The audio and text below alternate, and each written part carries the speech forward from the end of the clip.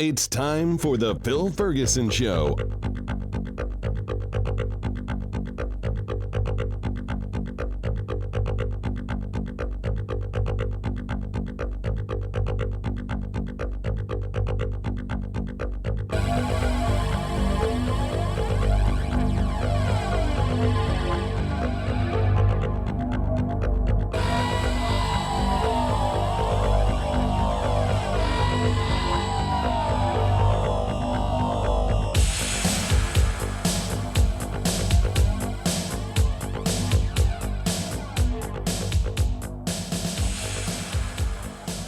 This is Phil Ferguson, and of course, you are listening to the cleverly titled The Phil Ferguson Show. My apologies for being gone so long. I have been busy with Polaris financial planning, the way I make money, so I've got to do that, of course. I do enjoy it, but sometimes it can be very time-consuming. And our daughter also transferred to a new college, so we had to take her there, and I'm not going to say exactly where she's going because she kind of wants some privacy, but we happen to be in the southeastern United States. So we had a day or two where the wife and I could just kind of hang out, and that was very nice. But unfortunately, we felt like we needed to wear masks everywhere we went. Interesting thing here, I just pulled up the data. Pulling this from Worldometer, the one site I've been using that has really good display of data for COVID. And I just was looking at this and I'm like, what are the top 10 worst states adjusted for population? Because you want to be fair here. And this is amazing. The worst states: Mississippi, South Carolina, Florida, Tennessee, Kentucky, Georgia, Arkansas, Oklahoma, Wyoming, in North Carolina. Are you surprised? Are you surprised at all?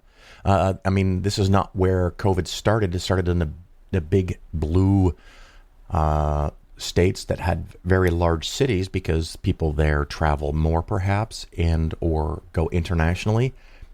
But that's not the case now. It is all these red states. The red states that didn't have to worry, the red states with low population density in some cases. And it's absolutely amazing. Just read an article about Alabama, and they had to activate 2 refrigerated trailers, 53-foot, I think they are, semi-trailers that are refrigerated because they don't know where to put all the bodies. People are dying so fast that they can't process the bodies. The mortuaries and the morticians and funeral homes are overloaded. It's so devastating. Also, just to be fair here, let's see, are the 10, 1, 2, 8, 9, 10 best states from best to not as best: Maine, Connecticut, Maryland, Michigan, Vermont, New Hampshire, Massachusetts, District of Columbia, not technically a state, but maybe it should be, Pennsylvania, New Jersey, and I'll throw in New York because of District of Columbia. Illinois is only a few steps off of that. So we're on the nice side. Illinois had yesterday about 5,000. It's been between 3 and 5 and maybe occasionally 7,000 a day in the state of Illinois. Way better than a lot of states, but still heartbreaking nonetheless.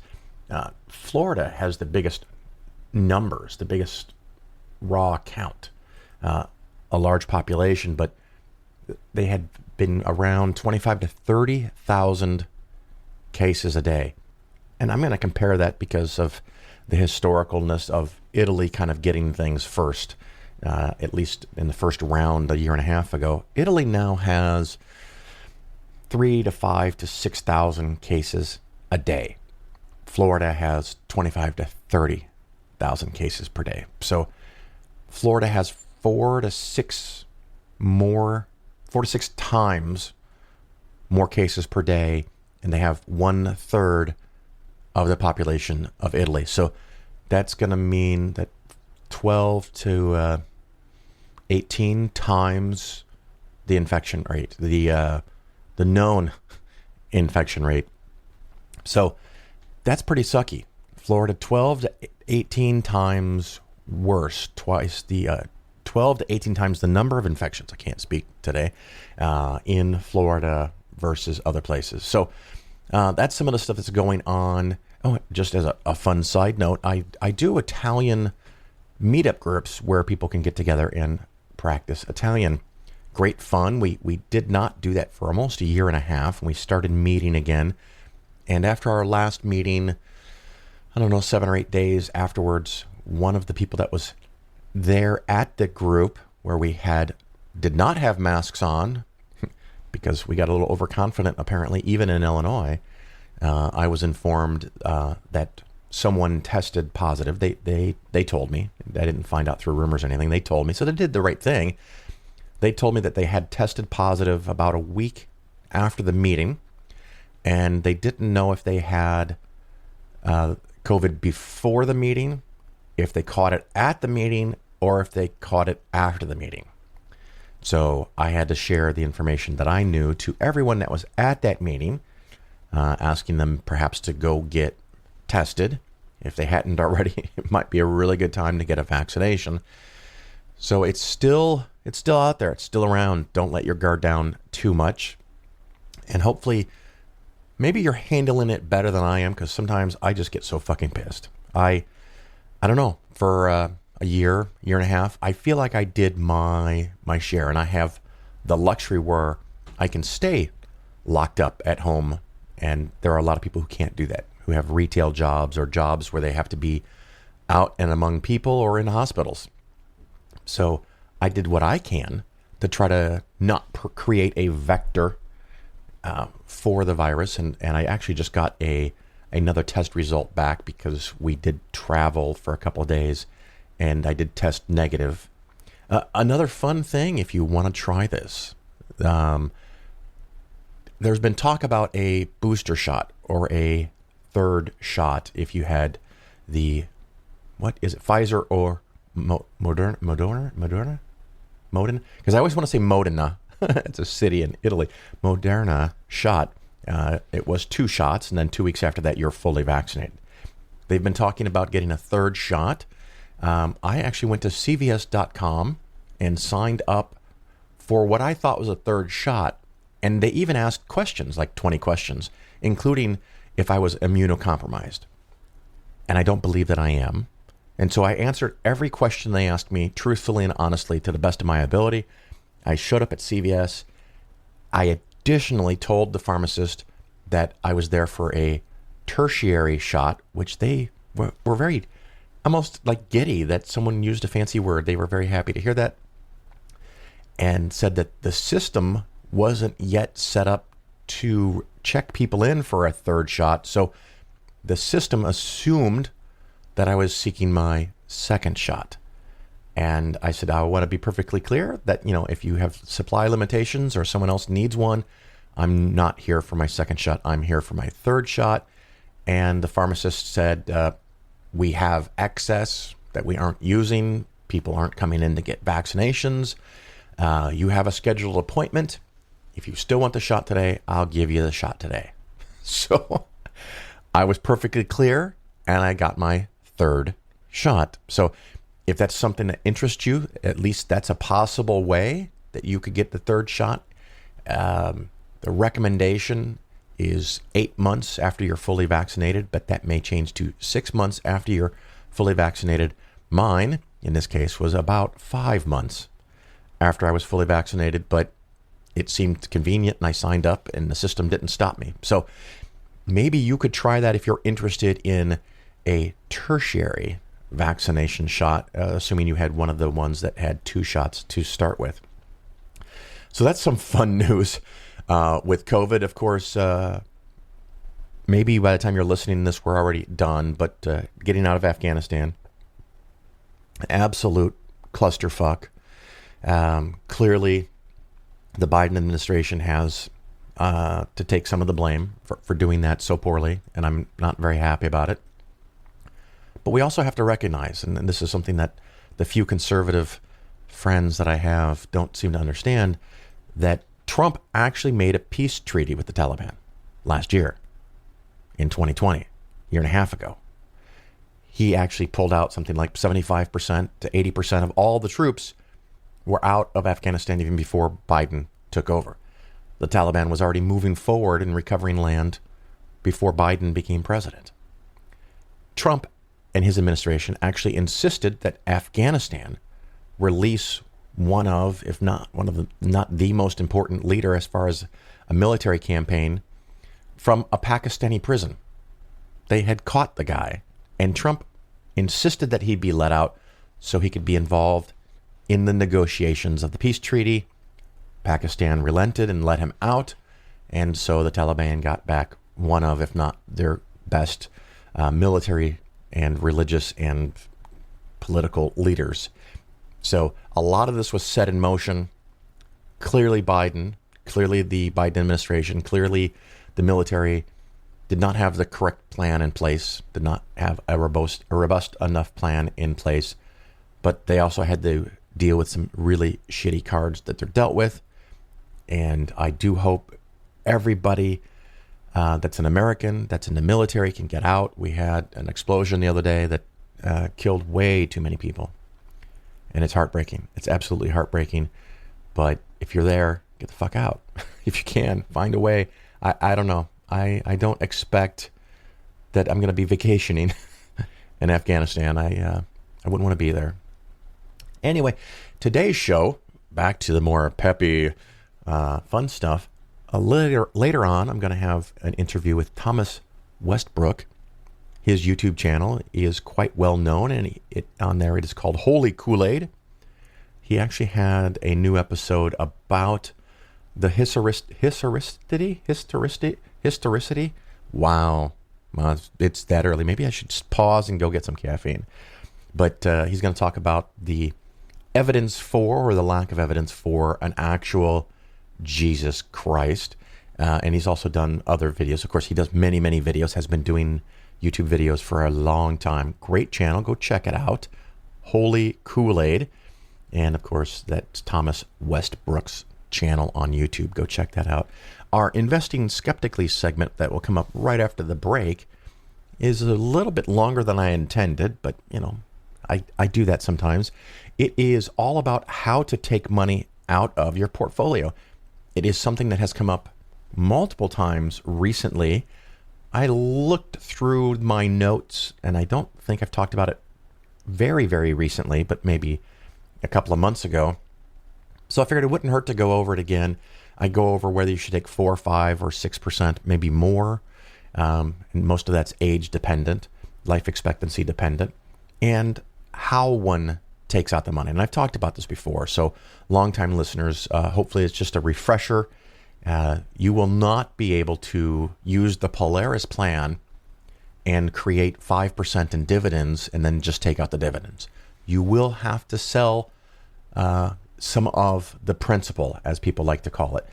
You will have to sell equities or bonds. But the whole idea, of course, if you're taking out 5%, as long as your portfolio through dividends or appreciation goes up 5% or more, it's going to work, and you can do it in perpetuity. So that's kind of fun to think about. And so we have all that coming up. So I'm just going to wrap up the intro here. We're going to take a little break, and we'll come back with the Investing Skeptically segment.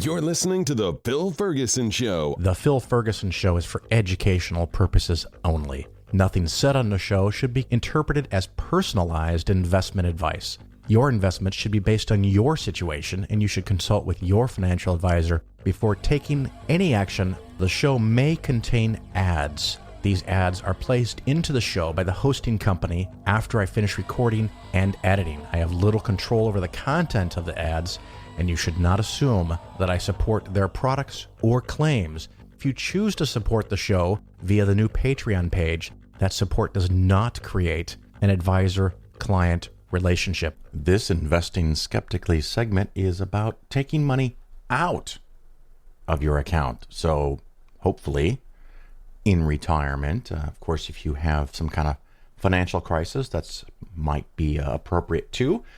If you need money to pay some bills, or you lost a job or something, you have money. I mean, that's kind of the point of saving and investing. And of course, when everything gets settled, you can put it back. But generally, I'm talking about retirement. And I've had a couple of people ask me recently, with the incredibly low dividends of stocks and bonds, how do they pull out the 5 or 6% that I talk about? And first, I do want to go over, if you're retiring before, 60, you should think about taking out 4%. 60, 62, 65, kind of a conventional early-ish retirement age, 5% is fine. If you're getting in your late 60s or early 70s, 6% probably would be okay. You're going to want to run some numbers and do some double checking. And one of the things, of course, to remember is that if you're 65 and you're taking out 5% per year, if your portfolio makes nothing, you can do that for 20 years. So the 4% rule and the 5% rule are meant to make sure that you can take out that money in perpetuity and still leave money behind for your descendants, because it should have some growth. But keep in mind, if you took out 5%, 1/20th of your account, and it made zero, you could do that for 20 years. So if you started at 65, you could do that until 85, and then you would know almost exactly what day you're going to go broke. The problem is you don't know how long you're going to live. So how do you take money out? The question I often get, like I said before, is how do I take out 5%? Let's go forward with that. How do I take out 5% when my entire portfolio is making about 2% interest? Won't I have to sell some of the principal? Yes, you will. You will have to sell some of the principal. It's not anywhere near as bad as people generally think it is. Now, keep in mind, we were talking about if the account makes zero and you take out 5% a year, it'll last for 20 years. If the account makes 2% and you take out 5%, you're taking out the 2% dividends plus 3% of the principal. You can do that for considerably more than 20 years. I have not done the math because that's not the point of this episode, but maybe it would be 25 or 28 or 30. It won't be 33 years like you might think, because as you pull down the principal in this scenario, because it's not gaining anything more than the 2% and you're taking all of that out, your portfolio shrinks. So the 2% will become less and less valuable over time. So it won't last 33 years, but we know it'll last more than 20 years. Let's just say it's 28 years. Again, if you start at 65 and your intentions are not to leave money to charities or your descendants, you're possibly gonna be okay. However, my goal is to not have a portfolio that makes only 2%. You can do that in bonds today. You can have all very conservative bonds. I've talked about the bond portfolio recently, and it probably is going to make 2, maybe 3%. The real easy way to see kind of how your bonds will make money is to look at the duration and the current yield. If you have a bond fund that has a yield of 1% and the duration is 5, if you don't add anything or take anything out, you can expect it to make 1% per year, because that's the yield over the next 5 years, plus or minus any effects from changes in interest rates, and assuming these are really high quality bonds, that there's no defaults. So anyway, we're going to assume for the sake of this discussion that bonds are paying 2% and that all stocks are paying 2%.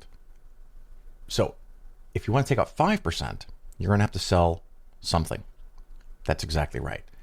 As long as your portfolio makes 5%, 2% in dividends, and 3% in appreciation, most of that is driven by the stock portion of the portfolio, which is why most people, even in retirement, want to have a generous portion of their portfolio in stocks. A listener just recently asked me about this rule of taking your age and minusing it from 100, and that's how much you should have in bonds. Complete shit. I guess it's better than having 100% in stocks. But for me, the real driver is when is retirement. If it's more than 15 years away currently, I think you should be 100% in stocks. In the past, I've even said 10 to 12 years from retirement, you can be 100% stocks. That number is now higher because we've had so many wonderful years of very large gains. Why not take a little off the top and set it aside? So 15 years or more, it doesn't really matter to you because it's going to be a long time and even a ginormous market correction like 2008. And even two corrections less than 10 years apart like 2000 and 2008 don't affect you because, well, they don't affect you materially because you're still 15 years away. And if you're 15 years away, you're adding money. So now you're in retirement. And let's say you have $1 million portfolio and you want to take out $50,000 or 5%, but it only created 2% or $20,000 in dividends. Now the next thing I want to look at is how are all of the individual investments doing?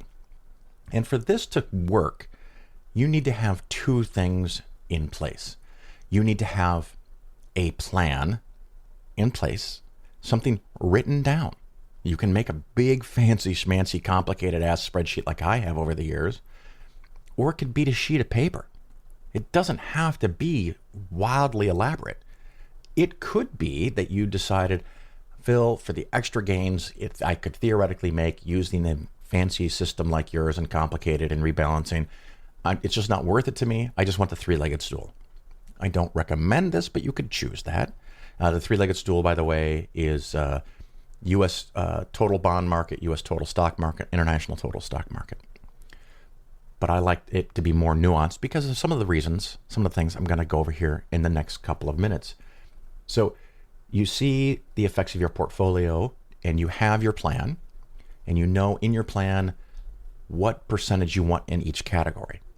You can change the plan over time if things change in the investing environment, if things change in the world for some reason, stocks become more desirous or less desirous. You could change it over age. So you have a plan, you can change the plan, and then you can rebalance to the plan. So when you're looking at taking money out, and of course, you should have sufficient funds in your local bank account to pay your ongoing bills. Again, assuming you're living on $50,000 plus whatever you might be getting from a pension or a rental property or farmland or from another company or from an annuity that's actually paying out, because it could happen. Whatever sources of money you are getting, those things are probably pretty reliable, like a pension. But the part you're taking out of the portfolio, the $50,000, is subject to market changes. That's why we want to have part of the portfolio in really safe, boring stuff, because we want to make sure it's always there so you can take money out.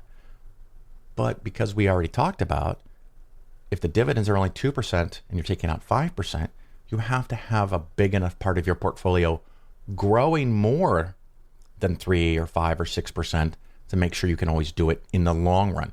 So you want to protect in the short run and be aggressive in the long run.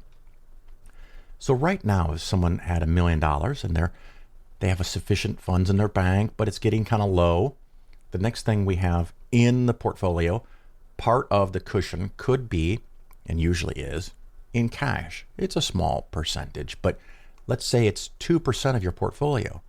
Again, that's $20,000 in this $1 million portfolio. So if everything else is down, all of the bonds, all of the stocks, you're still going to get dividends, $20,000 per year. If you have $20,000 in cash, you're covered 80% of the way for an entire calendar year, plus a little more in your checking and savings account. So if everything other than cash is down, maybe you could drag out and wait a year before you sell anything. So that is part of the buffer, part of the cushion that helps you protect yourself from a very quick, short-term, big market problems. But you're not going to do this. So now what I'm going to do is I'm going to look at some numbers. And all of the numbers I'm going to talk about here as far as return numbers are effective as of March 31st, 2021. I don't update these numbers monthly. I don't update them weekly. I do it once a quarter. Part of the reason I do it only once a quarter is very intentional, because the returns don't really drive and provide information to rebalance your portfolio. I mean, are you going to completely change your portfolio because the market went up 5% over a week? Maybe you are. I recommend against it. If you're building your portfolio or you're building the cushion, once a year probably is going to work for most people. If we have a big event where the market moves 10, 20, 30%, okay, maybe you can look at it at the end of the quarter and see what you want to rebalance. You're not doing anything crazy, but maybe moving a few percent here and a few percent there. But now we're talking about, I need more cash. I want to make sure that my cash at TD Ameritrade or whatever company you're using is big enough. Where do I sell from? So one of the things I like to do with all of the different positions that I own is at least have available the past performance numbers. They don't tell me what's going to happen next, but they can be kind of a clue of what has happened.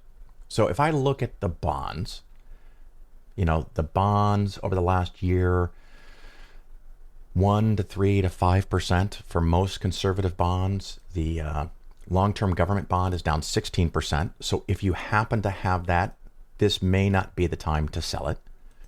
And most of the cushion right now for me is very conservative, but I do have a few more interesting pieces. The Total International Bond Fund, the Emerging Markets Bond Fund, and the High Yield Bond Fund.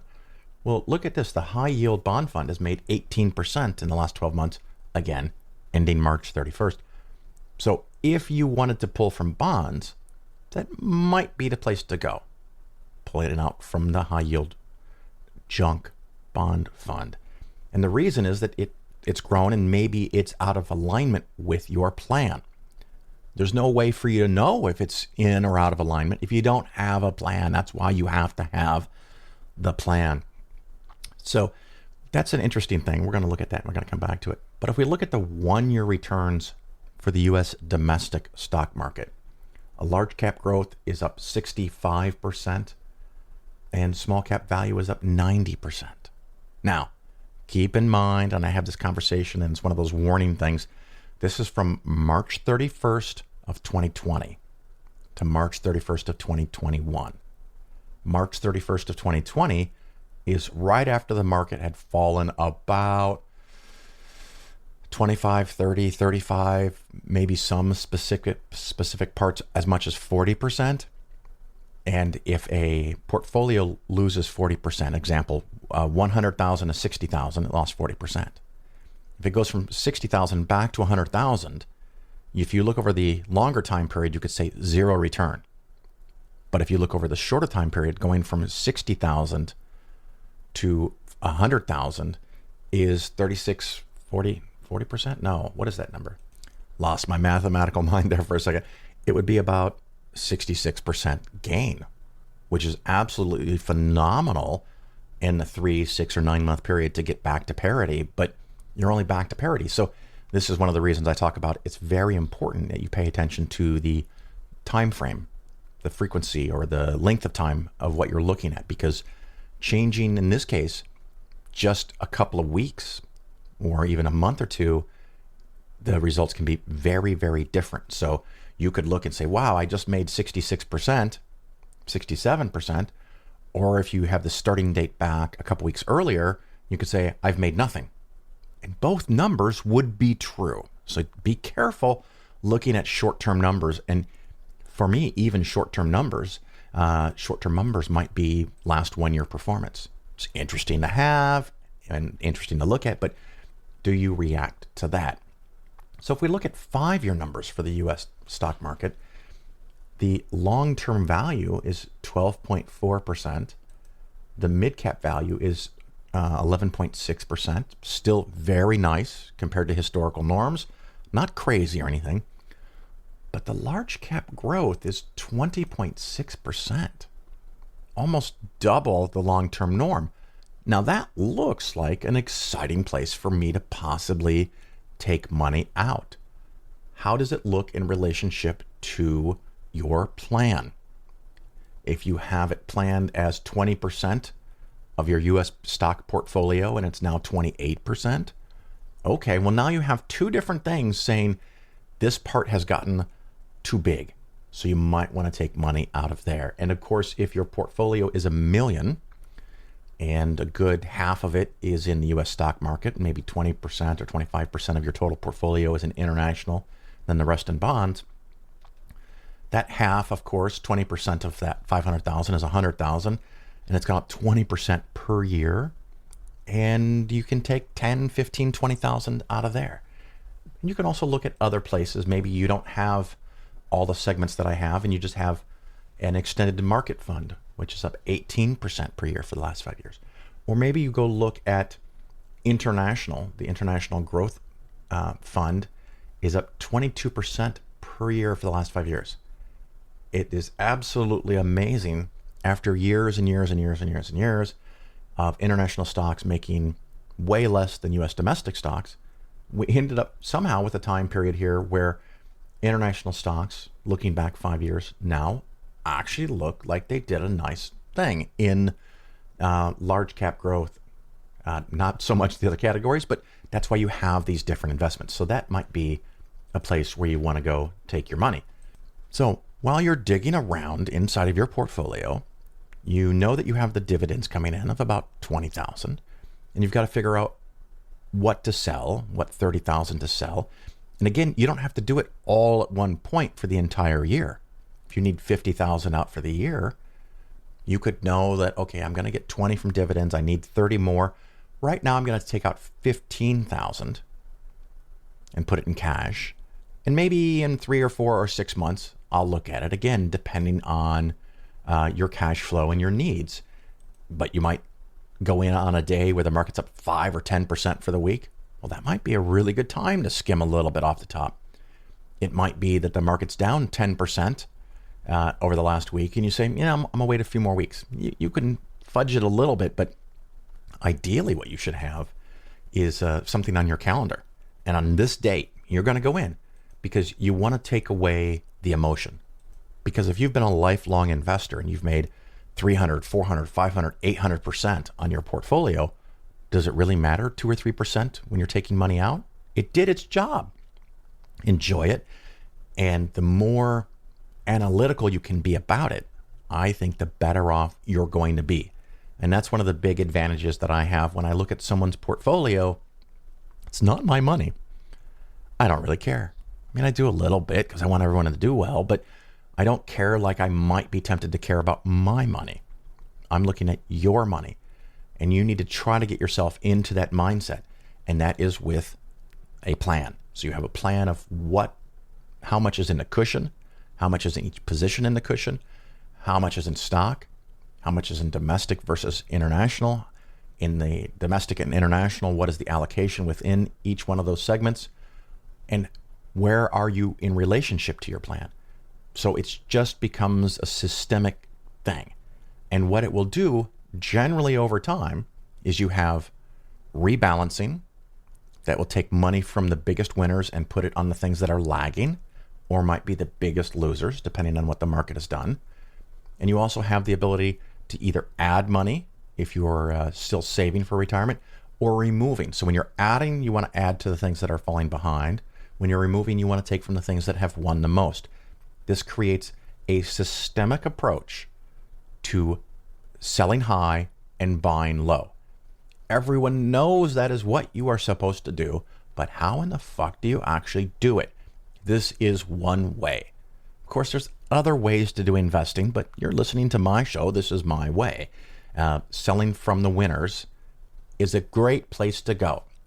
And don't just look at 1 year performance. You can look at 3 and 5 year performance, maybe even the 10-year performance. Just kind of weigh them around in your mind. And then, of course, look at all these different investments that you have and where they are in relationship to the plan. So maybe once, maybe twice a year, you can look to consider a rebalance.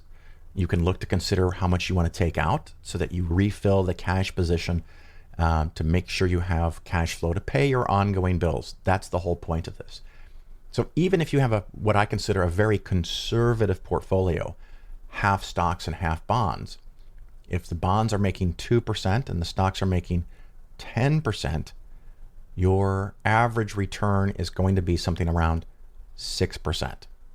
If you're taking out 5 and making 6, in theory, you can do that in perpetuity.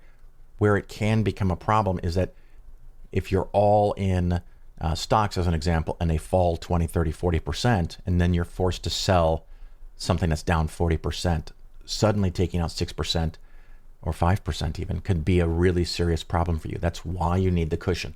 The cushion creates a long-term drag on your performance, but it is there when the market goes south. So if all of the stocks were down, US, international, everything was down, then you could go look at the bond funds and try to figure out which ones you want to pull from there. In the last 12 months, stocks have done a crazy, amazing amounts of returns and growth. And so I'm inclined to go there, not only because it's been the last 12 months, but the last 1, 2, 3, 5, 10, even 13 years since '08, the market's been generally up. There's been a couple of years that had small amounts of down, very small, some market corrections and then recoveries, but stocks have done really well. And so I would likely go to stocks and think about those things that I was talking about. How does it look in relationship to your plan? How's it done the last year? How's it done the last 3 or 5 years?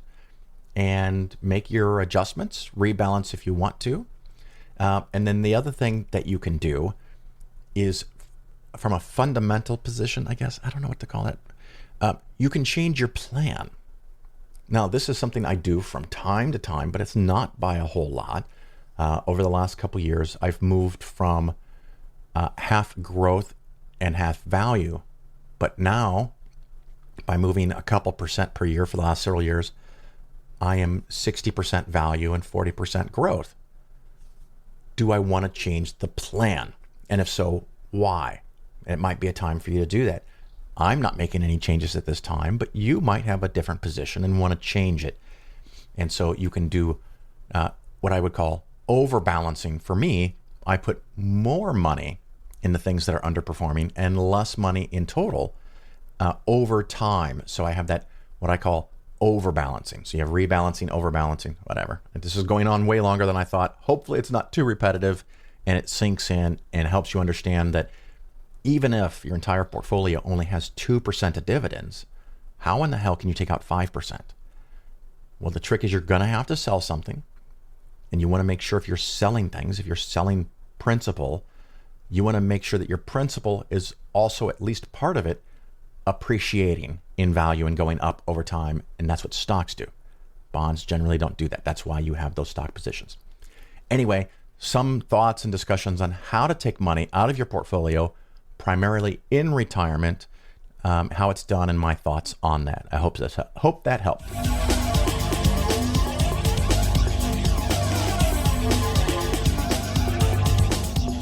Section 2.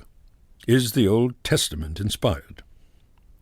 If it is, it should be a book that no man, no number of men could produce. It should contain the perfection of philosophy. It should perfectly accord with every fact in nature. There should be no mistakes in astronomy, geology, or as to any subject or science. Its morality should be the highest, the purest. Its laws and regulations for the control of conduct should be just, wise, perfect, and perfectly adapted to the accomplishment of the ends desired. It should contain nothing calculated to make man cruel, revengeful, vindictive, or infamous. It should be filled with intelligence, justice, purity, honesty, mercy, and the spirit of liberty. It should be opposed to strife and war, to slavery and lust, to ignorance, credulity, and superstition. It should develop the brain and civilize the heart. It should satisfy the heart and brain of the best and wisest. It should be true. Does the Old Testament satisfy this standard? Is there anything in the Old Testament, in history, in theory, in law, in government, in morality, in science, above and beyond the ideas, the beliefs, the customs and prejudices of its authors and the people among whom they lived? Is there one ray of light from any supernatural source? The ancient Hebrews believed that this earth was the center of the universe, and that the sun, moon, and stars were specks in the sky. With this, the Bible agrees. They thought the earth was flat, with 4 corners, that the sky, the firmament, was solid, the floor of Jehovah's house. The Bible teaches the same. They imagined that the sun journeyed about the earth, and that by stopping the sun, the day could be lengthened. The Bible agrees with this. They believed that Adam and Eve were the first man and woman, that they had been created but a few years before, and that they, the Hebrews, were their direct descendants. This the Bible teaches. If anything is, or can be certain, the writers of the Bible were mistaken about creation, astronomy, geology, about the causes of phenomena, the origin of evil, and the cause of death. Now it must be admitted that if an infinite being is the author of the Bible, he knew all sciences, all facts, and could not have made a mistake. If then there are mistakes, misconceptions, false theories, ignorant myths, and blunders in the Bible, it must have been written by finite beings, that is to say, by ignorant and mistaken men. Nothing can be clearer than this. For centuries the Church insisted that the Bible was absolutely true, that it contained no mistakes, that the story of creation was true, that its astronomy and geology were in accord with the facts, that the scientists who differed with the Old Testament were infidels and atheists. Now this has changed. The educated Christians admit that the writers of the Bible were not inspired as to any science. They now say that God, or Jehovah, did not inspire the writers of his book for the purpose of instructing the world about astronomy, geology, or any science. They now admit that the inspired men who wrote the Old Testament knew nothing about any science, and that they wrote about the earth and stars, the sun and moon, in accordance with the general ignorance of the time. It required many centuries to force the theologians to this admission. Reluctantly, full of malice and hatred, the priests retired from the field, leaving the victory with science. They took another position. They declared that the authors, or rather the writers of the Bible, were inspired in spiritual and moral things, that Jehovah wanted to make known to his children his will and his infinite love for his children, that Jehovah, seeing his people wicked, ignorant, and depraved, wished to make them merciful and just, wise and spiritual, and that the Bible is inspired in its laws, in the religion it teaches, and in its ideas of government. This is the issue now.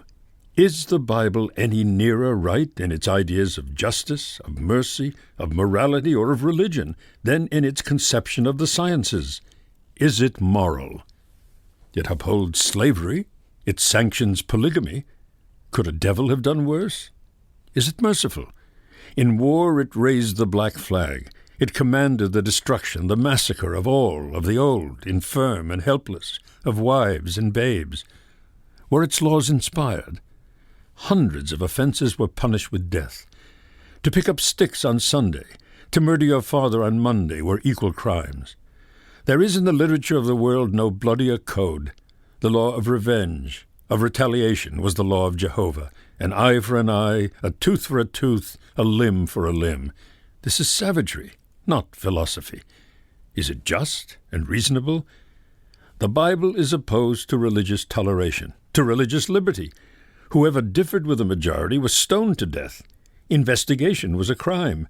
Husbands were ordered to denounce and to assist in killing their unbelieving wives. It is the enemy of art. Thou shalt make no graven image. This was the death of art. Palestine never produced a painter or a sculptor. Is the Bible civilized? It upholds lying, larceny, robbery, murder, the selling of diseased meat to strangers, and even the sacrifice of human beings to Jehovah. Is it philosophical?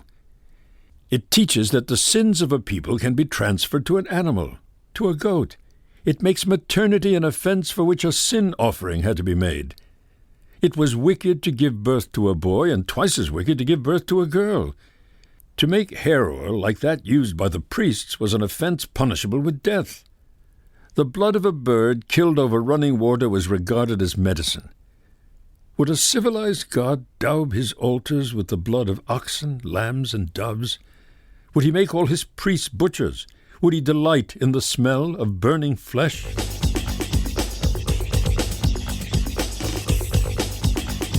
All right, everybody, it's that time of the show where I have the famous guest interview victim, interviewer. I'm the interviewer, the interviewee.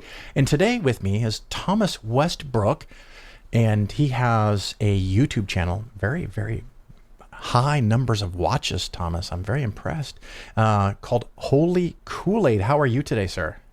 I'm doing fantastic. Thank you, Phil, for having me on. Did I see this brand new one you had, had 500,000 views already? I don't think it's quite to 500,000, but it's pushing that, and it's only been out for about a week. So I think it's at 353,000. Yeah, that's not bad for a week, huh? Yeah, it's doing well. It's taking off. And it's all about Jesus, right? I'm basically exploring the evidence for Jesus, the historicity of Jesus, and the claims made about him from a hopefully as objective and unbiased of a position as possible. So all of the evidence for Jesus, so the video must be like 20 seconds? No, it's actually longer than that. And when I create a video like this, oftentimes the title and the image and stuff is really catchy and gets people to click on it, because you have to be if you want to right on YouTube. But when I go into it, it's sort of like I try to entertain and then trick people into learning something, because that when it comes to education, if it just looks like a super stale video, people aren't going to click on it. But I try to go into what are some of the historical methods that we use to figure this stuff out. How can we look at Jesus compared to someone like Julius Caesar or Hammurabi and see are we applying the same level of standard to all of them, and what does the evidence say? It's funny. You reminded me, and I'm just going to cut into your precious time here and talk. The term ignorant just means you just don't know something. And I'm ignorant about a lot of things, and I'm okay with that. And some of it I'll learn about eventually, some I won't. And we're all ignorant about something. But there's another category, willfully ignorant, where people are often ignorant. They know they're ignorant, and they're okay with it. And they don't want to make the effort to learn about something because they don't need to. That's willfully ignorant in my definition. But I created a third definition, and I call it belligerently ignorant. And that's where someone knows they're ignorant, they're okay with it, and they want you to be as ignorant as them.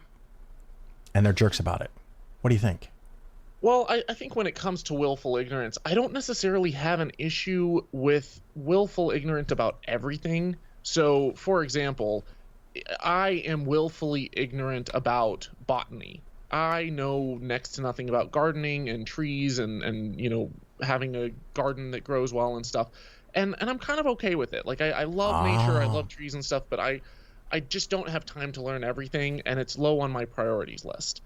But I think that there comes a line where if I was going out and telling people how trees work when I know that I'm ignorant, and if someone makes a claim that actually trees are they make some statement that's based in fact, but I'm arguing from ignorance, and I'm making an argument where we don't know this just because I don't know it, then I think that's a problem. Or if I'm putting bad information out there, then that's a problem. Especially if it has real world consequences and it affects people in negative ways. Yeah, a few weeks ago I got invited to, and I went to have a debate with a presuppositionalist, and just it broke me. Not during the thing. It was a live YouTube recording, but afterwards, the very idea that he was trying to corner me into some cosmological misunderstanding. It's clear. I mean, if you really wanted to know about cosmology, go ask a fucking cosmologist, not Phil, because your point, in his case, he didn't really want to know about cosmology. He wanted he wanted to convince me that his argument that I may or may not be able to disagree with, because I may not know everything about cosmology, then by default means he's right. Pissed me off.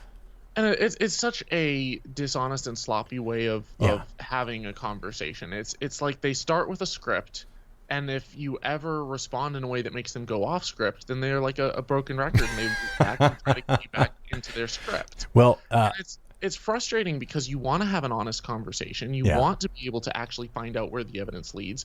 But when someone's not interested in that and they're just wanting to kind of like dance around and show that they're right, or have you as a trophy of people that they've convinced are right by tricking you into following their script, it's just dishonest and it's frustrating. Yeah, I actually got to the point. Oh my God, what is the name of the guy that was going to kill his son up on the mountain on an altar for God? Abraham and Isaac. I brought up that story, and I asked this guy if he would kill his own daughter, and there was this silence. And I was like, well, I guess that's all I need to know. And he goes, I didn't say I would kill her. I'm like, you didn't say you wouldn't either, dude. The hesitation there. It was a long hesitation, and I just left it hang, waiting. But you've got this video. I'll focus, Thomas, I promise. You got this video about the historicity of Jesus and the definitions of, I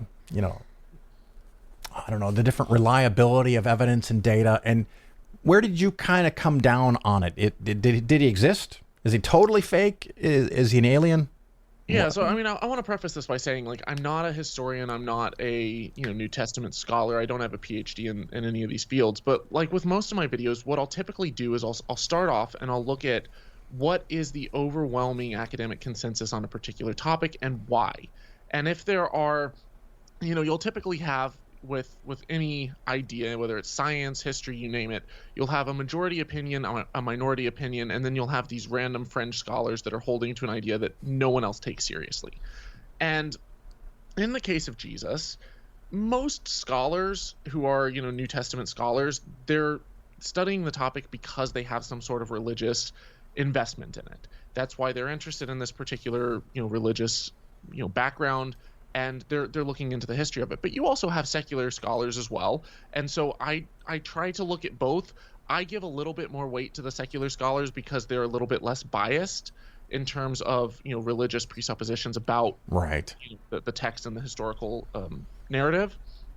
But I also want to look at when there is a fringe position, for example, with the mythicist position, that is not held widely in any academic circle and is hotly disputed by both secular and religious scholars.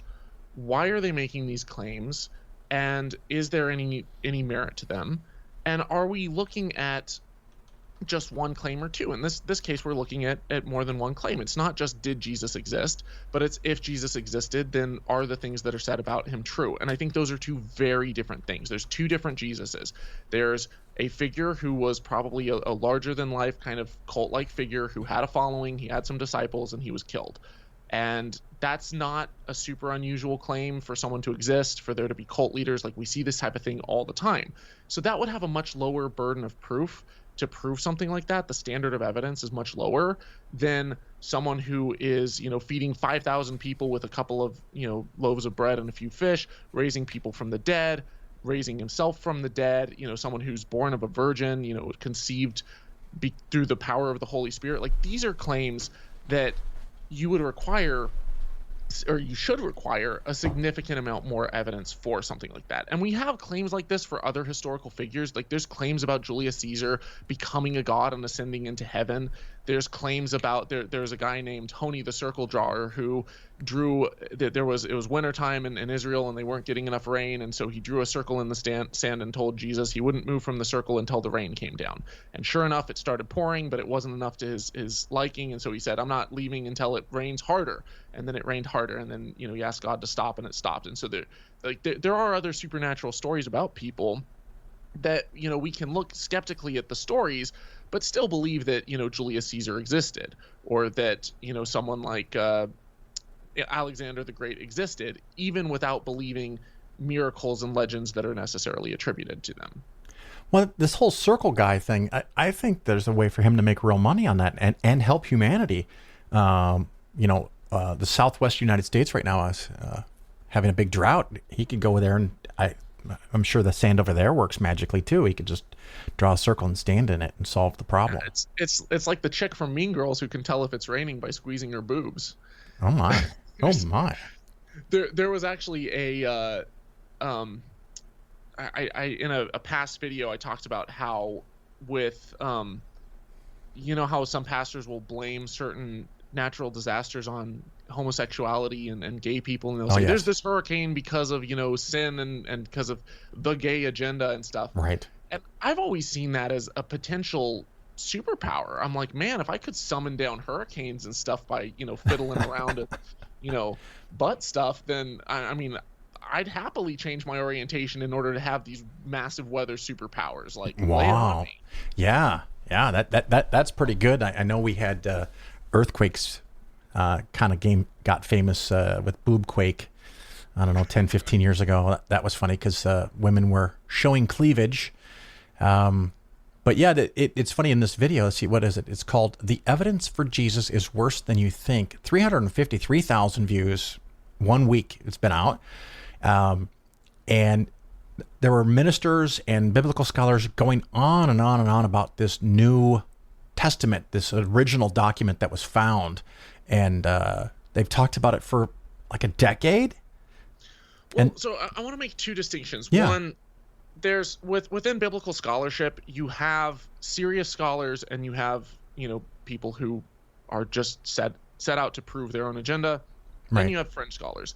In this case, the overwhelming number of serious scholars didn't take this first century Gospel of Mark seriously because there was no it hadn't been published. They couldn't see the fragment. It hadn't been analyzed. And so it was like, okay, maybe there is, maybe there isn't, but why aren't they publishing it? At the same time, though, this fragment was bought by the owners of Hobby Lobby who have the Museum of the Bible. Right. And they already have their own full list of various scandals and stuff that have happened. But, you know, they weren't publishing this document. And, you know, the curator of it, Steve Carroll, was touting it as this amazing find. And there was a papyrologist who, you know, examines and dates this type of stuff, who was looking at it and giving this date of, you know, it's probably first century. Turns out that he had stolen the papyrus fragment from the Oxyrhynchus Library in Oxford and had attributed a false date and got a bunch of money for it, and it was fraudulent.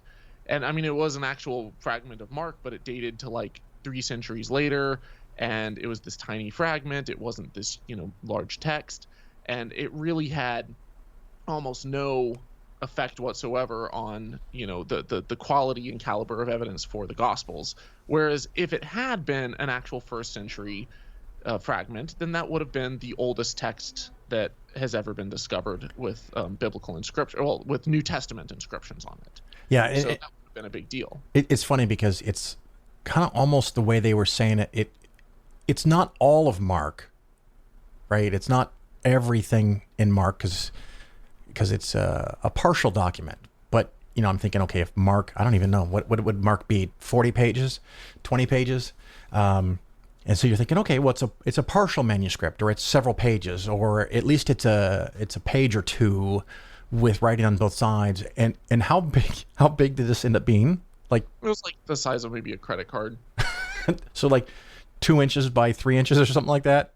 Yeah, and you know, so there's a couple of things to note. Like when you're looking at the Gospel of Mark, we don't have fragments until quite a bit later. You know, you have a fragment of John that dates to around 125 CE, but, you know, Mark's, like any fragments from Mark come around, you know, roughly a century later.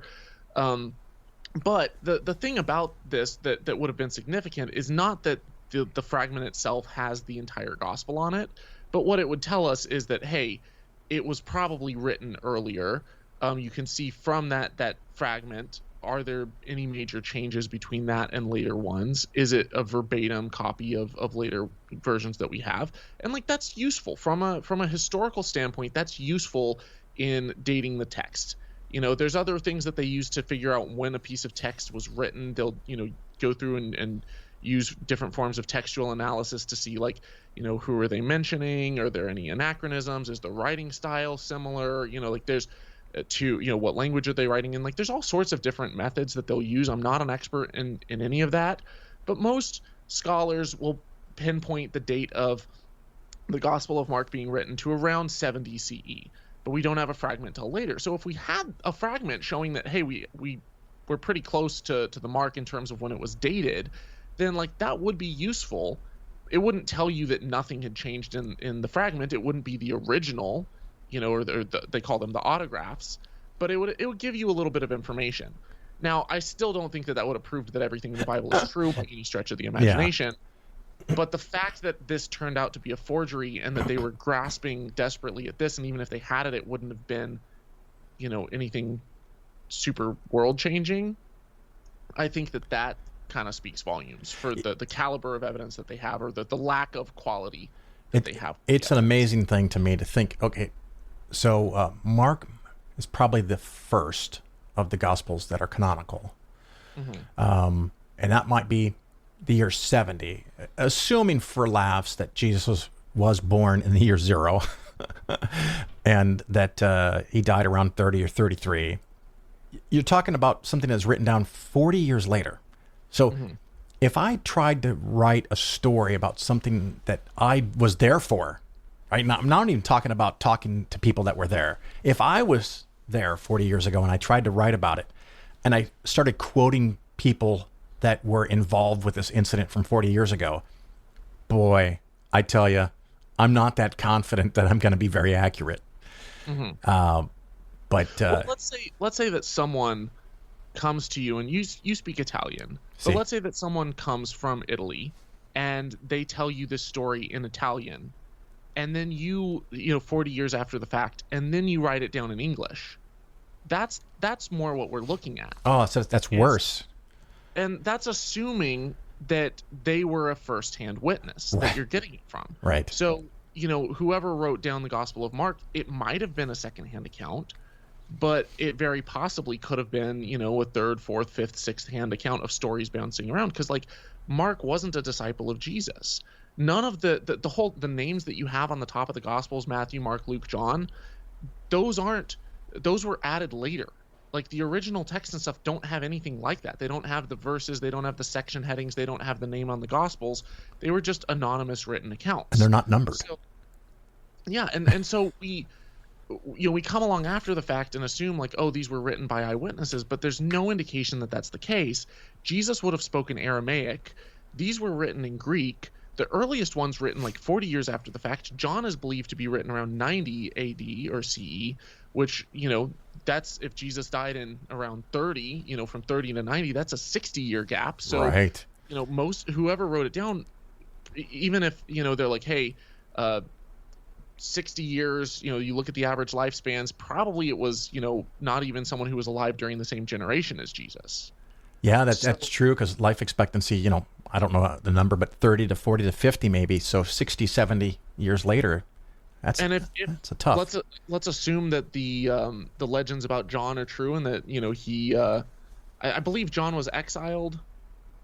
But if he, let's say that he lived to, the ripe old age of 80, 85, and if he was maybe 5 years younger than Jesus, he'd be an old senile man, barely who knows if he's got any kind of dementia or something at that point, if he's the one that's writing it down. Right. You have to hope that he's in the best of mental state. It's and even if he that's assuming that he wasn't dead and that it wasn't someone else writing it. So for comedic effect, and you'll understand why I said that. I'm warning you as well as the listeners. So basically what you're saying is Jesus is fake news and he never existed. No. I take a middle stance where, on the one hand, everything that I've been arguing up until this point, looking at the poor quality of evidence and all of this stuff for the stories about him, I think that raises a significant reason to question these accounts, the details in the accounts, because we know how stories can change. Right. We know how they can morph, and we know how people can, create these elaborate stories about, Joseph Smith, or about Muhammad riding, on a flying horse or splitting the moon or something. And it's like, we see that happen all the time, but we still, believe that there was a character named Joseph Smith or someone named Muhammad. And so as far as where these stories came from, what's more likely, that there was a larger than life cult figure, or that they were completely pulled out of thin air? Now, a mythicist will look at this and say, well, okay, there's elements from the Old Testament that they're pulling, and they're, trying to create this character, something to believe in. But the fact is, if we look at our earliest written records about Jesus, they're not Mark, they're the letters of Paul. Paul would have been writing about 50 CE. And Paul is writing about his persecution of the Christians. So he's talking about how there's already this group, there's already this people with this identity around following this messianic figure, Jesus. And he, is persecuting them and taking them to prison and stuff. So like there was some sort of cult. You don't have a cult without a cult leader, and all of the accounts that are talking about Jesus, they're specifically pinning it to a point in time. They're talking about Herod, they're talking about, Caiaphas the high priest, they're talking about, various, peoples and places and time periods and stuff. And so it's not like it's just, hey, at some point in time off in the distant past there was this dude named Hercules. It was at this time period in this city with, these people, and it's tying it to a point in time that was, would have been 20 years prior to the writings of Paul. And so in addition to that, you have multiple accounts. You have Paul writing about it. You have the gospel accounts writing about it. Some of the gospel accounts, like Luke, says that he's getting it from, other sources. So, there were other written sources or oral sources at the time. And then within about 100 years, you have ancient historians like Tacitus, who's writing about Jesus and who's writing about the existence of this figure and about his followers. And you have other mentions by, people like Pliny the Younger. You have writings by Josephus. Part of that inscription may be a forgery, but there's like 2 different inscriptions about him. And then there's multiple other accounts and stuff. And within the first 200 years, you have all of these other books that are popping up left and right, about Jesus. Some of it is like obviously fan fiction. Some of it's less reliable. Fan fiction, I like that. Yeah. You have church leaders, you have this whole cult following forming, and you just don't see that type of thing happen from someone who's just pulled out of thin air. And you'd think that like if the critics of the gospel, people like Celsus, who are like actually trying to tear it down, who's like a pagan writer, if they're criticizing this new movement of Christians, if there was no Jesus, you'd think it would be really easy for them to be like, okay, where is he? Who was he? Like, come on, like there was no dude. But we know that there were messianic people, claiming to be this chosen one, this Christ-like savior. figure. Yeah. We know that was happening. We know that that this area was primed for a Jewish people looking for some sort of a savior from the Roman yoke. And then you have this character, Jesus, pops up larger than life and starts, spreading this message and stuff, and he's taken and killed, and they're trying to make sense of it, and these legends pop up around him, and before you know it, you have a religion. So I look at this account and I'm like, okay, what is the most likely plausible thing? What has the most explanatory power? And also, if we're using the same standard of historical evidence that we would, or the same standard that we would use for someone like, Julius Caesar, Alexander the Great, Ashurbanipal, Hammurabi, and you're trying to figure out if a character existed, having one mention of them, within 100 years is usually good enough to be like, okay, someone probably existed. But if you have multiple, you have, 2, 3, 4, you have all of these different people claiming that there was a dude. There's a whole cult following that springs up around them. People are writing about what they said. Paul claims to have known his brother James and interacted with him, in which case Paul would have been a secondhand account. So there's all of this stuff that, like, to me, that's enough to believe that there was a dude. There was a historical dude that these stories formed around. As far as all of the other crazy stuff, I think that there's not enough for us to believe in anything else, or to know much about him and to know what was fabricated and what wasn't, because we know that there was a lot of time when it could have been just passed by word of mouth. We know that we don't have the original texts for a lot of this stuff. And we know that in even our earliest manuscripts, we found, so many different copying errors between the different texts, that and as well as intentional changes that the scribes put into the text, that like it raises reason to doubt and reason to be skeptical and question it. So I think that there's two extreme positions there, and I think I tried to find not just the middle route for it being the sake of it being the middle route, but what is the scholarly consensus and why, and what makes the most reasonable sense based off of the evidence that we have. Absolutely. I'm going to change course, not because we could not talk about that all day. We probably could. But I want to make sure the listeners know that your channel is not just talking about Jesus and the Bible. You have all kinds of other things. And I'm looking at one here. Don't make this deadly mistake about vaccinations and odds. Would you be able to talk about that for a minute or two?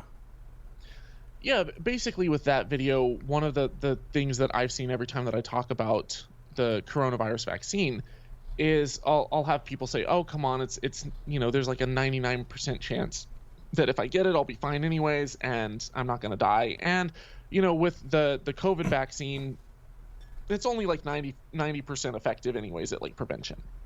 And so they're comparing these two numbers, and I'm like, these are not the same number. Like, these are not remotely the same number.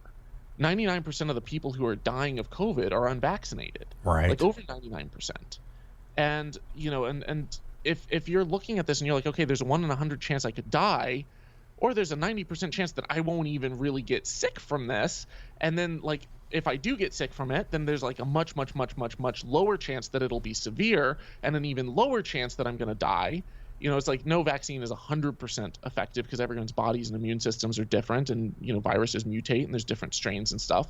But you have a vaccine that's shown in the overwhelming number of cases to be effective at saving lives and preventing the spread of this virus, and or cutting it down significantly. And I'm like, why are we relying on an immune system where over 600,000 people who have done that have died in America, and millions worldwide are dead, and yet you're not willing to take a vaccine that has for the most part very minor side effects, and it's like out of 130 something million people who've taken it, it's been perfectly safe. We're comparing apples and oranges, and it's like, and the people who bring up these studies about they're like, oh well, it might increase the chance of miscarriage. You look in, you dive into it, you look at the information, and it's like, that's not grounded in reality. Like, they're misquoting the information. Yeah. And I read a heartbreaking story about a woman who refused to get shots while she was pregnant, and then got infected and had to go to the hospital and gave birth while in a critical condition, and she never made it out of the hospital and never got to hold her baby because she died from COVID. And the stories like this, and I think maybe our news is doing us a disservice, because I can't comprehend what 100,000 dead people is. Yeah. But when I hear a story about someone dying right after childbirth and never being able to see their baby, that you can feel that, you can experience that. And so on the news, I think every night they should have one person that didn't make it, or footage of a person already in the hospital saying, "Can I have the vaccination now?" And the doctor having to tell them, "No, I'm sorry, it's too late." And I mean, that honestly, that's what happened with the conservative talk show host Phil Valentine. He was trash talking the vaccine and saying, that he didn't really need it and he'd be fine, and his odds were fine anyways. And then he got the virus, and while he was in critical condition, he said, "I really wish that, I had been," he's like, "I've never been anti-vax, but like, I wish that I'd been more pro-vaccine with this one. And once I'm better, I'll get on and I'll promote the heck out of the COVID vaccine." And then he died within a few days of that. The interesting thing, for someone like him to claim he's not been anti-vax, I'm calling bullshit. I'm calling bullshit, because if the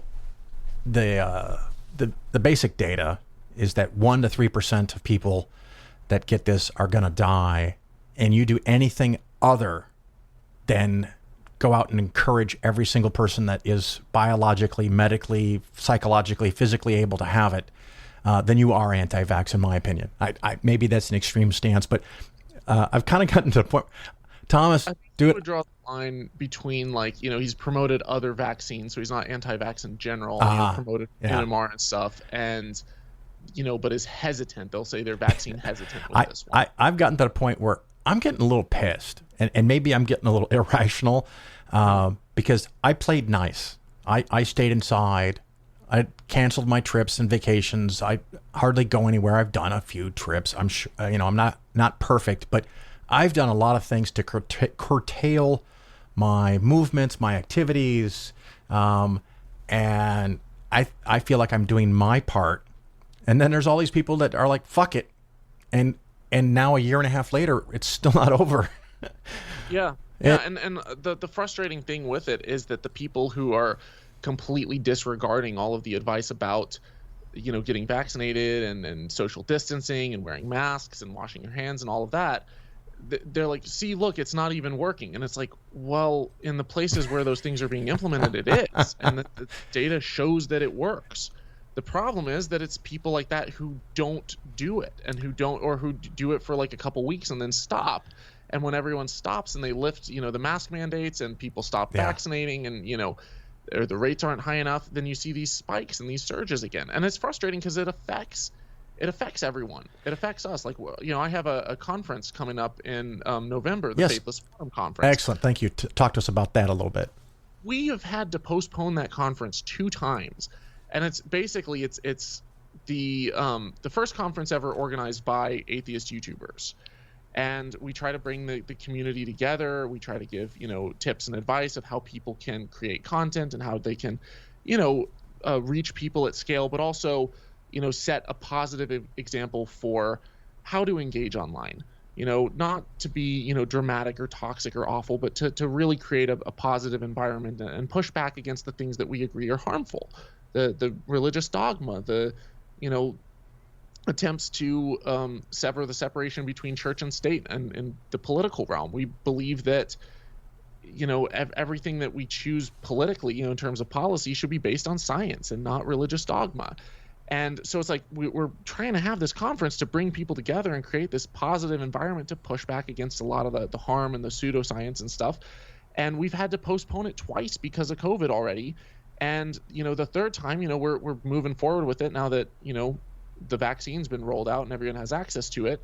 But we're having to be really strict with our requirements for, vaccines and masks and stuff like that, and have all the safety precautions. And we're still worried. We're still concerned because there's been spikes lately with the Delta variant where, people are refusing to get vaccinated. And while I'm not as concerned with our group, because like our community does tend to be more scientifically minded and we have a higher rate of vaccination and stuff, I am immensely frustrated that COVID is not already a thing of the past, because with as many vaccines as there are in the US and have been rolled out, the only thing that's really stopping it from having the numbers just completely plummet is this misinformation about the vaccine and the severe hesitancy that's been going around. Yeah, it's a really bad combination of a lot of stuff. There have been people promoting anti-vax philosophies, whether they consider themselves anti-vax or just questioning, to politicians who are using this as, I don't know, a political thing, a marketing point that they're the ones who are really for freedom. And the seeds were already there. Yeah. The seeds for this with the whole anti-vax movement, going back to like the early days where what's his face published that article in the Lancet, right? And Andrew Wakefield. Yeah, I'm okay if we forget his name. Yeah, and like it's one of those things where like it was, what's his name? H. Bomber guy did this incredible video on it, just this deep dive looking into the fraud that was involved with this guy and the ways that he deceived people deliberately, and all of the follow-up studies that showed that every single piece of his paper was completely bunk. He wound up eventually losing his medical license. The Lancet, retracted the article. Like, everything about it was junk science. And yet he started a movement. And where is he now? Where is he now? And now he's living in Austin in a mansion. Yep. And here's a guy who should be in a box. I mean, alive in a box, but homeless because he went broke and had to file bankruptcy to cover all of his crimes. But no, he is getting financially supported by promoting an agenda, false or not. God, just drives me crazy. Well, you and so many other people are, some people are making a living being skeptics and atheists now, which is nice, but certainly don't have a mansion though. Yeah, you're on what's the prosperity gospel guy down there in, is it Houston and Joel Osteen? Yeah, oh my God. Oh my God, that guy is so plastic. I mean, obviously, well, to me, obviously fake, and he's just rolling in dough like some of these mega ministers. The conference, what was the name of it again, and how can people find out more, and is it still on? As of right now, it's still on, and it's the Faithless Forum Conference, and it's going to be on November 19th to the 21st. It's the weekend before Thanksgiving. Okay, and someone can go to faithlessforum.com maybe to find them. Yeah, and we're about to announce our speakers list because we've been reaching out. It's been a little difficult with travel restrictions and stuff from international countries. Yeah. So some of it may still be up in the air, but we have, quite a few speakers confirmed right now, and I'm just locking it in before I post it. Yeah, absolutely. So I'll direct everybody to go to that website. Just make sure you're vaccinated if you go. Make sure you're vaccinated. It's I don't know. If for medical reasons, if people have severe allergic reactions and can't get the vaccine or something, like we will accept a negative COVID test, within like 2 days of the conference, but we'd still require masks and stuff. Yeah. So everyone be safe. Is there anything that we haven't covered that you want to get out there?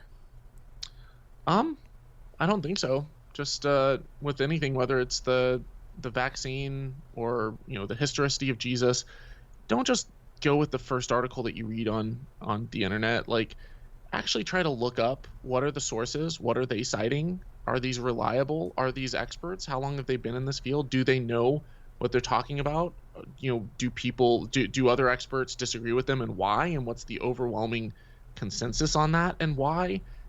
Dig a little deeper, especially if you're taking a stance on a position that's not the widely accepted position. It doesn't mean that it's necessarily wrong, doesn't mean that the overwhelming majority is right, but at least know why that's the case and dig a little deeper and try to understand before taking a stance that's contrary to that. And is there a Patreon page?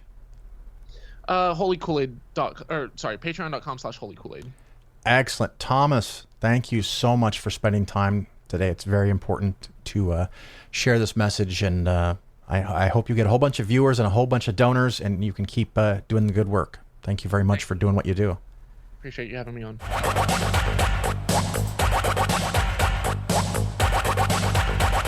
You're listening to The Bill Ferguson Show. Thank you so much for hanging out with me today and listening to the show. I greatly appreciate it. If you like the show, you can show your appreciation by either giving a 5-star review. The two places I know about are Stitcher and Apple Podcast Player. So if you can do that for me, I would greatly appreciate it. Could always use some more 5-star reviews. It might trick a new person into thinking it's an actual legitimate show. So that's nice.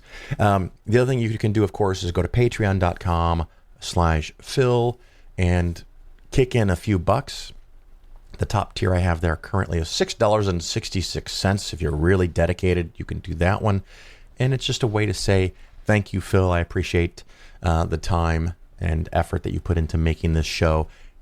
And it's per show, not per week. So if I skip a week or two, you're not out anything. You're only contributing when a show is actually made and shared on Patreon. I was just thinking, I forgot to share this during the opening rant about COVID.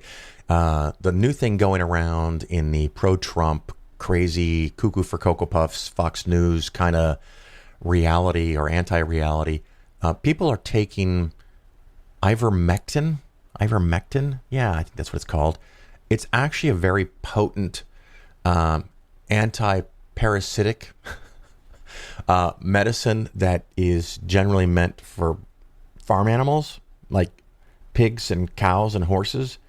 And some people have taken this in dosage recommendations that are for a cow, for example, which might weigh 4,000 pounds. I think 2,000 pounds. A lot. Cows are very heavy. So are horses, by the way. Even pigs can be very heavy, but I don't think as heavy as a cow. And so the dosing is wrong. The formulation may be wrong. And people are getting some really nasty side effects. Anything from aggressive diarrhea. And quite frankly, if you have to add an adjective, is it adjective? Yeah, adjective. If you have to add an adjective to the word diarrhea, I think that's sufficient warning for almost any medicine that you might want to take, that you really don't want to take it. And another one of the side effects is confusion, not being able to know where you are and not knowing what's going on around you. The effects are very similar to watching Fox News for a week. Yes, that was a bad attempt at a humor. And even coma. You can get a coma from this, but the nice thing about the coma is that you'll stop taking the medicine. I'm not aware that anyone's died, but it can be pretty amazing, as the genie in Aladdin said, what you can live through. So just go get your fucking shots. God damn it. Get your fucking shots and get your head out of your ass and realize that you are being lied to. Stop watching fucking Fox News. Oh my God. It's so frustrating. But hopefully you enjoyed today's segment on how to get money out of your account, and enjoyed Thomas Westbrook coming on and talking about himself and his channel, Holy Koolaid. I already have my next interview set up. It's one of those things that sometimes I'll send out 4 or 5 interview requests and nobody responds or nobody's available. Other times I send out 4 or 5 interview requests and I get 2 or 3 responses back. The other interview I already have done, it will be in the next show, give or take a week or so from now, is with Dave. And he wanted to go by Dave, but his YouTube channel is Professor Dave Explains. And he started out as a chemistry teacher and started doing YouTube videos on chemistry. Well, they went so well, he's done physics, classical physics, modern physics, astrobiology, biology, genetics, all kinds of different subjects. And he also has made 120 educational videos on the Italian language, which is where I have found him. So when I'm learning a new category, a new grammar thing from the classes that I'm taking online, he is one of the sources I go to get, just a little bit of a different spin on it. So I'm not listening to one voice, and I don't mean from a speaking perspective, but one way of displaying something, because I've signed up for classes through a thing called Italy Made Easy, Manu Venditti, an Italian who actually lives in Australia now, but he's been teaching Italian for more than 20 years and has these beautiful, beautiful classes that they haven't helped me really much with pronunciation, but it's for the grammar. Pimsleur was great for the pronunciation. Talking to people through apps on the internets has been very, very helpful. And of course, the Italian meetup that I told you about earlier, and the Italian club I joined in my area, the Southwest Chicago suburbs. If you're learning a language, those are things you can check out. Of course, I also watch Italian news and Italian TV shows and Italian shows that are dubbed or subtitled. And actually, one of the things I bought 5 full seasons of Murder, She Wrote from Amazon.it, and had them shipped halfway around the planet, and they were cheaper than the American versions, which is hysterical, even including the shipping cost. The neat thing about those is they have no subtitles. No subtitles. So I was thinking to myself, I have the subtitles on, but I'm not really reading them. Oh, yes, I am. I sure am. And so it's a little harder, and it's not something you probably should do starting out, unless you just want to have that constant exposure to the language that you're learning. But I'm getting there, and I also have a lot of kids' books. I've talked about some of them before that I'm reading. So getting better in Italian all the time. We'll talk a little bit in Italian with Professor Dave. And he'll talk about his channel and all the incredible information that he has. And I know you're going to look forward to that. And you're going to have an enjoyable listen to the next episode. As far as Investing Skeptically segments, if you have ideas, I have several already planned, but if you have ideas for future segments of Investing Skeptically, how bonds work, how stocks work, what's an index fund, or some other topic, or something you've seen that looks kind of scammy on the internet, which is easy to find, let me know. Of course, if you have questions, you can always email me, phil@polarisfinancialplanning.com, and I'll try my best to get back to you. And maybe we can set up a 15 or 20 minute chat where I can give you some pointers or suggestions, maybe set you in the right direction. We're going to wrap up for now, and I do appreciate very much you listening to the show. And again, you can go to patreon.com/Phil or leave a 5-star review of the podcast somewhere. I do hope to see you soon. Until then, ciao.